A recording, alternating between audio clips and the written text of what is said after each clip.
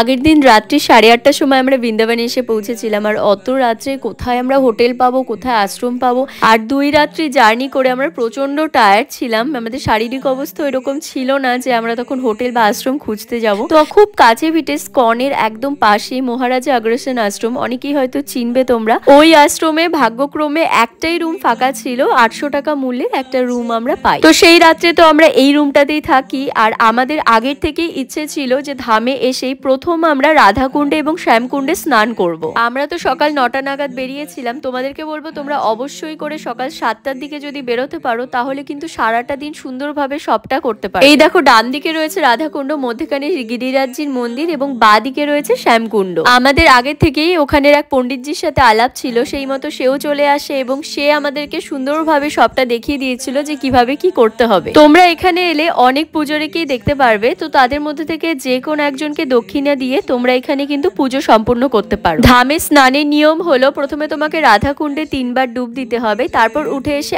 আবার তুমি শ্যামকুণ্ডে 3 বার ডুব দেবে, তারপর তোমাকে আবার রাধাকুণ্ডে 3 বার ডুব দিতে হবে, তারপরেই তোমার স্নান সম্পূর্ণ হবে। ছেলেরা তো ওখানে বাইরেই ড্রেস চেঞ্জ করে নেয়, বাট মেয়েদের জন্য একটা আলাদা জায়গা রয়েছে। আর তাছাড়া ওখানে কেউ কাউকে দেখে না, সুতরাং ওইখানে তুমি নিশ্চিন্তে নির্দ্বিধায় পোশাক চেঞ্জ করে পুজোয় বসতে পারো। ঠাকুরমশাই আমাদেরকে মন্ত্র বলিয়ে সুন্দর করে পুজো করিয়ে দিয়েছেন। তারপর তো আমরা ওখান থেকে বেরিয়ে আসি এবং বের হয়ে আসার পথে দেখছিলাম চারিদিকে তুলসী মালায় ভর্তি।